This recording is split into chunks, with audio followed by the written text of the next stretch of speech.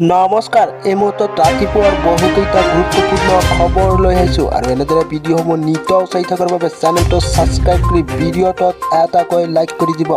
পুনৰ দেশত কৰোনাৰ সংক্ৰমণ বৃদ্ধি। দেশত পুনৰ বৃদ্ধি পাইছে কৰোনাত আক্ৰান্ত লোকৰ সংখ্যা। বিগত 24 ঘণ্টাত দিল্লীত 1101জন লোক আক্ৰান্ত হৈছে কৰোনাত। মৃত্যু হৈছে এজন ব্যক্তিৰ। সোমবাৰে প্ৰকাশ পাইছে এই তথ্য। দিল্লীত মুঠ 15,642 জন কৰোনাৰ পৰীক্ষা কৰিছিল।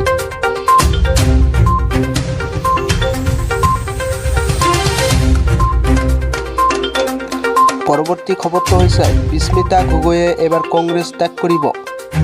ক্ষমতা সমষ্টিৰ প্ৰাক্তন বিধায়ক বিস্মিতা গগৈ প্ৰায়ত মুখ্যমন্ত্ৰী তৰুণ গগৈৰ শেষৰটো কাৰ্যালয়ত মন্ত্ৰীৰ দায়িত্ব লাভ কৰিছিল বিস্মিতা গগৈ। বিজেপিত যোগদান কৰিব বিস্মিতা গগৈয়ে।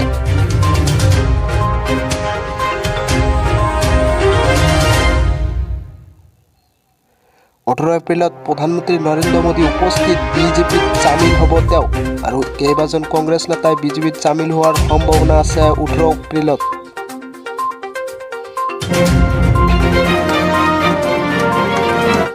পৰৱৰ্তী খবৰটো হৈছে এটা ডাঙৰ খবৰ। এমতো দিব ওলাইছোঁ ৰাতিপুৱাৰ বহুকেইটা গুৰুত্বপূৰ্ণ খবৰ।